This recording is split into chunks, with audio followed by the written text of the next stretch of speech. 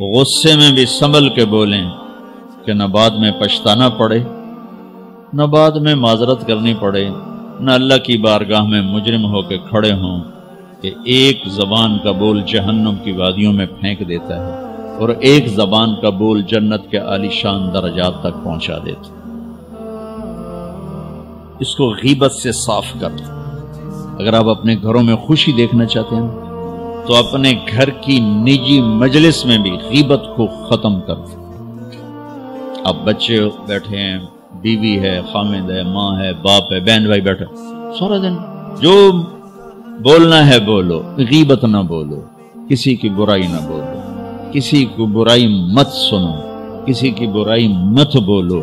آپ کے دلوں کو اللہ سکون دے دے، نہ دیکھو، نہ بولو، نہ سنو، تو آپ کے دل پرسکون ہو جائیں گے۔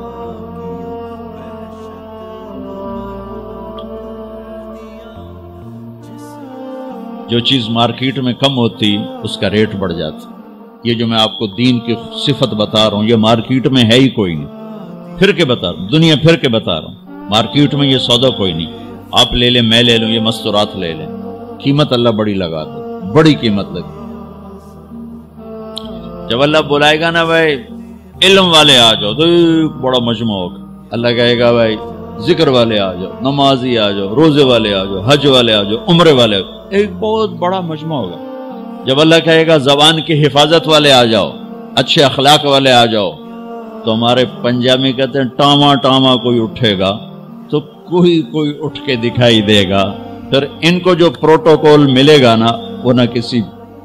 تہجد گزار کو ملے گا، نہ کسی عبادت گزار کو ملے گا۔ ان کی نبیوں کے بعد ان کی شان ہوگی، نبیوں کے بعد ان کی شان ہوگی، کہ یہ مارکیٹ میں سودا ہے ہی نہیں۔ تو آپ سب سے کہتا ہوں پوری زندگی سے، میں صرف حج سے متعلق بات نہیں کر رہا ہوں، میری آپ کی پوری زندگی کو خوبصورت بنانے والا عمل عرض کر رہا ہوں کہ اس زبان کو خوبصورت بول کا عادی بنائیں یا ٹیپ لگا لیں، چپ ہو جائیں، ضرورت کی بات کرو، ہنسی مذاق کی بات کرو، دل دکھانے کی بات،